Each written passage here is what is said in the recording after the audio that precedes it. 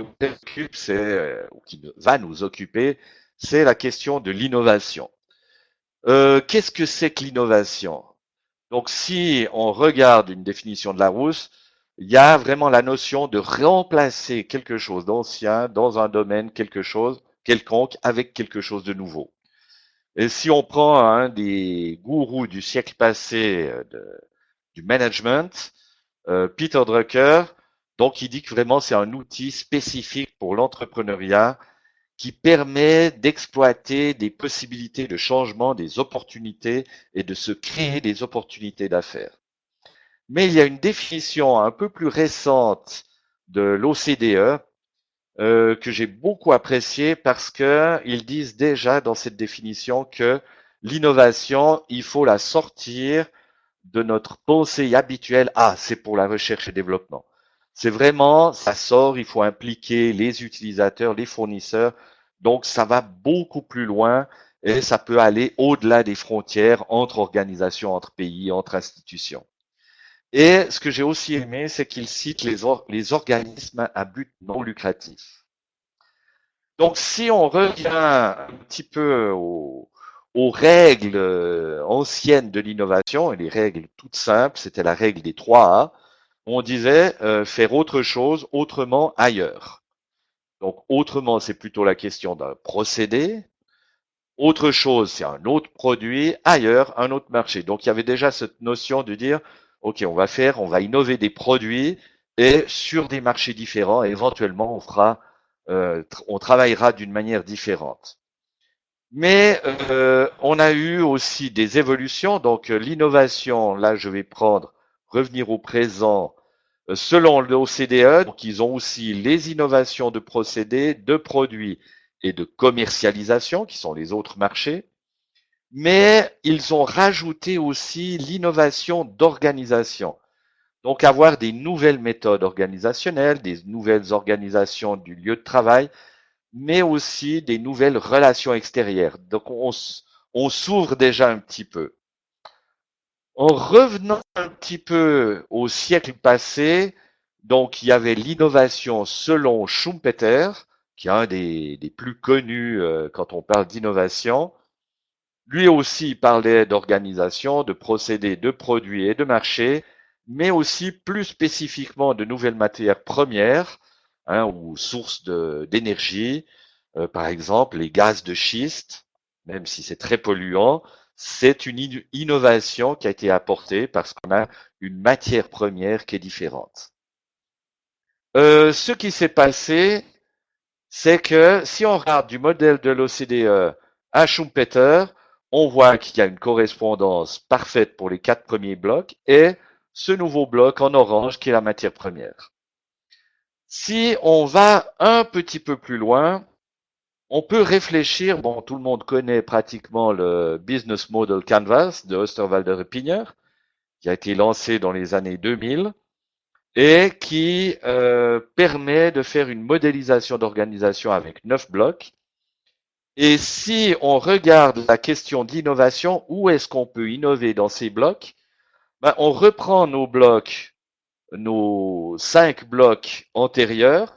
On peut très bien placer les nouveaux procédés dans les activités clés, les nouvelles ressources dans les ressources clés, la nouvelle organisation qui va un petit peu à cheval sur les activités, les partenariats, donc l'extérieur, et on a les nouveaux produits dans la proposition de valeur, les segments de clientèle, les nouveaux marchés. Mais ce qu'on peut sentir, c'est quelque chose en plus, c'est les nouveaux modes de relation avec les clientèles qui sont particulièrement sensibles avec tout ce qu'on a maintenant comme communication digitale, les nouveaux canaux, donc canaux de communication, canaux de distribution, qui sont devenus aussi tout à fait nouveaux. Et puis, on a les nouveaux modèles d'affaires dans les flux de revenus. On peut aussi tout à fait prendre notre... je suis revenu en arrière. Ah non, de Schumpeter au Business Model Canvas. Donc on voit qu'on a les blocs de Schumpeter qui retombent dans le canevas, mais le Canva rajoute le nouveau modèle d'affaires, les nouveaux canaux et le nouveau mode de relation. Donc, on a déjà pratiquement 8 espaces où l'on peut penser à innover. De l'autre côté, on travaille aussi pour des modèles d'affaires sociaux, donc ça c'est le Canva de Social Business Models. Et là aussi, on peut regarder, mais comment est-ce qu'on peut innover? Donc, on retrouve les blocs de Schumpeter, nouveau marché, nouveaux produits, nouvelle organisation, procédés, ressources, qui se collent dans les blocs du Canva. Les nouveaux canaux et nouveaux modes de relation sont aussi reliés à ce bloc avec quoi? Et on a ça qui devient intéressant, c'est une nouvelle sensibilité aux besoins et des nouvelles notions de travailler son impact. Donc cette relation proche entre les besoins et l'impact qui peuvent aussi nous susciter des envies d'innover. En 1909, il y a eu une première version des 10 types d'innovation qui a été lancée par Larry Keeley et d'autres co-auteurs du groupe Dublin, où il parle justement de configuration de l'offre et de l'expérience. Donc ce modèle a été revu en 2011, où il parle de modèle d'affaires, de profit, a été actualisé par le terme modèle de profit. Il parle de réseau, donc de partenariat, d'alliance, comment on implique le réseau, de structure, de processus. Si on regarde un petit peu plus en détail, donc c'est des questions qu'on peut se poser pour le modèle de profit. Comment est-ce qu'on peut faire des affaires et de l'argent? Réseau, comment est-ce qu'on peut créer de la valeur avec les autres? Donc on tombe tout à fait dans les partenariats. La structure et les processus, c'est une division intéressante parce qu'on ne parle pas que des méthodes supérieures de production, mais on parle aussi de comment est-ce qu'on peut innover dans l'alignement des talents, des ressources et des actifs. Les produits, il y a deux choses. Il y a la performance des produits, donc les innovations de produits, mais aussi des innovations dans les systèmes ou dans les ensembles de produits, donc des produits et des services complémentaires. Et puis toute la partie client, il y a comment améliorer le service à la clientèle, améliorer la valeur de cette offre à la clientèle par des caractéristiques innovantes de service. On retrouve les canaux. Il y a une question de marque branding, donc comment est-ce qu'on peut innover dans la présentation qu'on fait de l'entreprise pour les clientèles et les bénéficiaires. Et aussi une question d'engagement, comment est-ce qu'on peut encourager l'innovation par l'implication des acteurs? Si on prend le cas de Lego, par exemple, Lego a invité les consommateurs de pièces Lego à participer à des workshops de création, d'innovation de nouveaux systèmes Lego. Donc c'est une question d'engagement qui est très intéressante. Donc si on regarde les canevas, comment ils se placent sur les 10 types d'innovation de Larry Keeley, donc on voit qu'il y a des correspondances et il y a une couverture pratiquement totale. Il y a juste la question de la structure qui est nouvelle, parce que c'est un dédoublement, et la question du mode de relation dans le service et l'engagement, c'est un dédoublement aussi du mode de relation. Mais on peut aller plus loin. Récemment, on avait fait une réflexion sur des espaces d'innovation en regardant les choses d'une manière différente, en ne regardant pas l'organisation seulement en soi, mais en regardant le cycle de vie d'un produit. Non pas le cycle de vie du marketing, mais le vrai cycle de vie du produit, du moment où on observe le besoin sur le marché, on conçoit la solution, on fait du design, donc on crée vraiment la solution, mais ensuite, il y a des questions à savoir qu'on a besoin éventuellement de matières premières, de transformation de cette matière première, de transport de cette matière première, ensuite de la fabrication, on a des produits qui peuvent être matériels, semi-matériels, immatériels ou des services. Et c'est tout un cycle qu'on va suivre jusqu'au service après-vente, d'éventuelles réparations quand on a des produits qui sont matériels ou même éventuellement des maintenances de produits immatériels. Ensuite, la fin de vie et le recyclage. Donc, on regarde où est-ce qu'on peut innover, ce qui va nous apporter une vision un petit peu différente.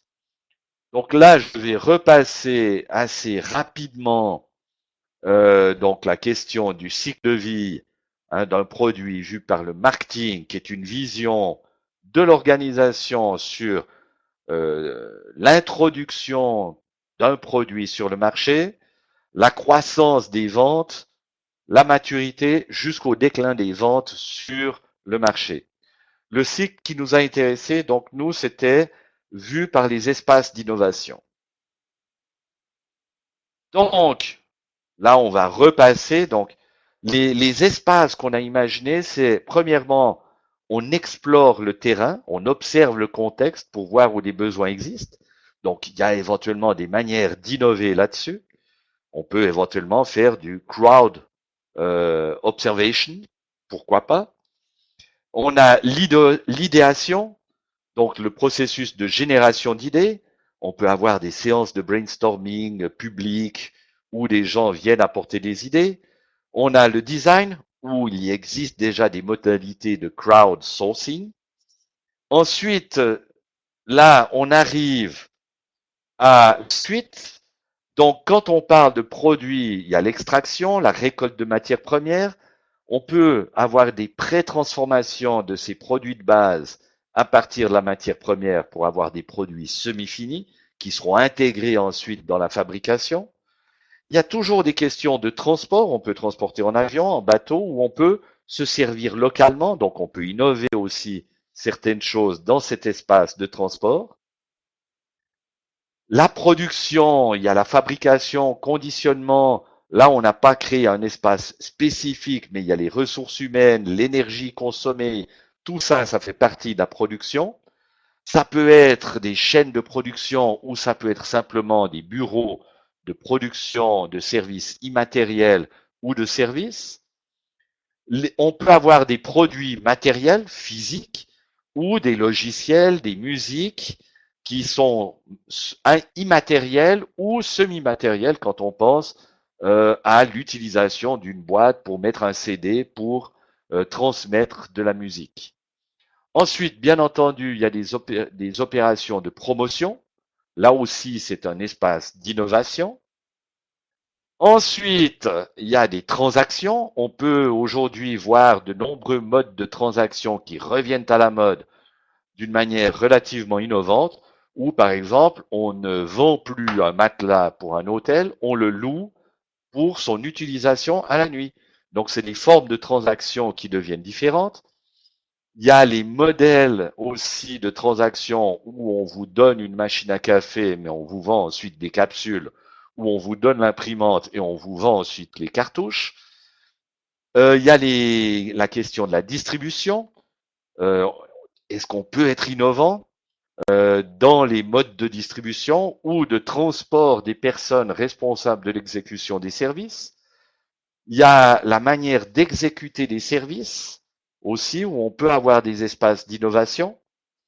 Euh, Par exemple, dans Ikea a inventé dans son mode de production et service où on vous donne du matériel en carton. Ensuite, c'est vous qui faites une partie du processus de production en montant votre armoire, votre bibliothèque ou votre lit. Mais vous avez aussi une innovation dans ce service où si tout d'un coup vous ne l'avez pas aimé, une fois qu'il est installé dans votre chambre, vous pouvez le démonter et le rapporter. Donc il y a des choses qui ont été innovées dans ce sens-là. L'utilisation, on peut favoriser aussi et innover dans l'action de l'utilisation des ressources, des matières, des produits, des services par l'utilisateur. Dans la lecture des livres, ben, on a toutes les tablettes maintenant avec tout le système qui va derrière, les liseuses, pardon, qui permet justement d'avoir toute une série d'innovations derrière, pas toujours très confortable. Si on considère le côté plus social de l'entrepreneuriat social, on peut innover aussi en termes d'impact sociétal ou environnemental, qui résulte de l'utilisation du produit ou du service. Il y a la question de service après-vente ou de l'assistance ou des mises à jour, où aussi on peut innover. Et finalement, les derniers espaces, il y a des questions d'innovation dans la réparation. Est-ce que par hasard, on a des systèmes, on arrive à produire des systèmes qui sont suffisamment simples pour que n'importe quel réparateur un petit peu habile de ses mains puisse réparer sans qu'on ait à envoyer directement à la fabrique pour réparer le produit, donc faciliter la réparation. Il y a la question de la fin de vie. Qu'est-ce qu'on fait lorsqu'on arrête l'utilisation du produit pour son élimination ou sa valorisation? Comment est-ce qu'on va récupérer tous ces produits? Et finalement, la question, l'espace de recyclage, quelles sont les innovations qu'on peut faire de transformation du produit en fin de vie ou de l'utiliser d'une manière différente ou même de le réinjecter dans un circuit de production. Par exemple, on peut très bien réfléchir à des sacs de jute qui vont servir à transporter, emballer, transporter des grains.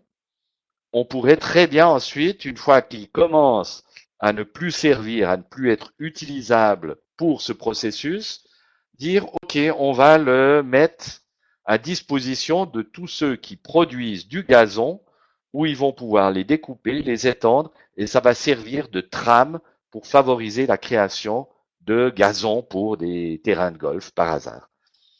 Donc, c'est toutes ces idées où on peut réfléchir. Donc, on va beaucoup plus loin de simplement l'innovation de produits. Et à mon avis, c'est ça qu'il faut mettre à disposition de tous nos innovateurs.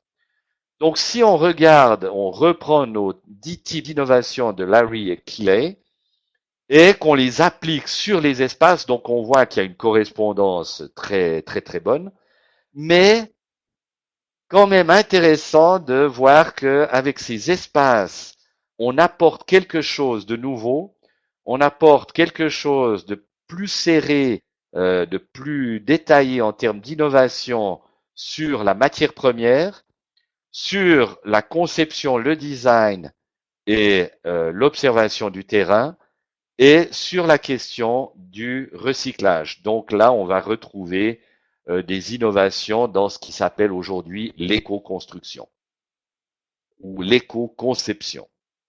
Voilà, on a fait le tour un petit peu de ces espaces d'innovation. Donc, pour terminer, arriver à la conclusion, c'est que si on réfléchit et que l'on veut créer une organisation innovante, il faut aller bien au-delà des 3 espaces traditionnels, produits, marchés et procédés. Et je dirais même plus, je rajouterai quelque chose qui a aussi été énoncé par Larry Keeley dans les 10 Types of Innovation, c'est que ceux qui arrivent le mieux à innover et à mettre leur innovation en pratique, que ça soit sur le marché ou à l'interne, c'est quand ils arrivent à combiner plusieurs types d'innovation. Ils ont fait des mesures, des études de marché, et les innovateurs, vraiment qui ont un certain succès sur le marché, ont en moyenne 1,8 types d'innovation dans leur présentation de leur innovation. Donc, 2 types différents d'innovation qu'ils mettent en pratique pour arriver à un résultat. Et les top innovators, eux, c'est plutôt autour de 4 types d'innovation qui sont mélangés pour avoir une innovation qui soit plus percutante. Voilà. Merci de votre attention.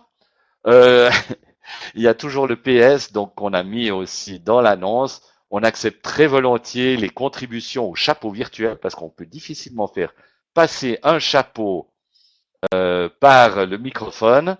Donc, sur le site de Social Business Models, il y a un bouton PayPal.